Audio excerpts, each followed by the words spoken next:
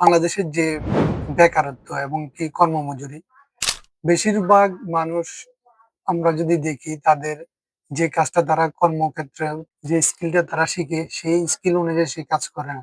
এটা হচ্ছে একটা বেকারত্বের হার বৃদ্ধি পাওয়ার একটা প্রধান কারণ এবং কি আমাদের যে কাজটা করলে আমাদের ভালো বা ভালো কিছু আমরা জেনারেট করতে পারবো ওই কাজটা আমরা ভালোভাবে শিখি না।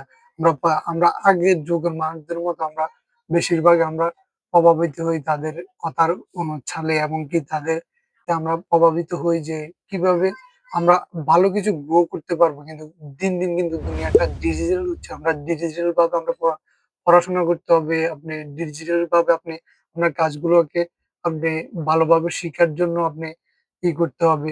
যে দুনিয়া যেহেতু ডিজিটাল হচ্ছে আমরাও ডিজিটাল ভাবে আমরা ডিজিটাল ভাবে নিজেকে গ্রো করতে ট্রাই করব। যে স্কিলটা শিখবো, এই স্কিলটা যেহেতু ডিজিটাল মুখী হয়